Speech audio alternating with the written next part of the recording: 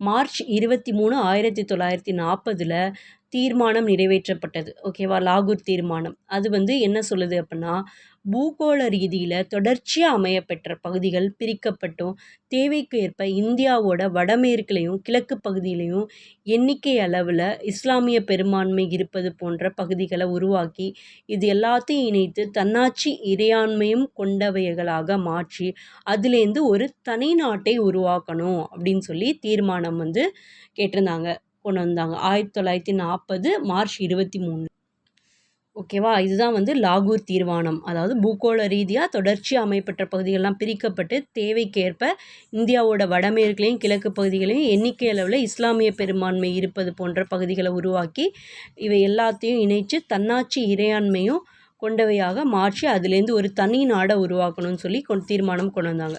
March 23, 1940 லாகூர் தீர்மானம் இதுதான்.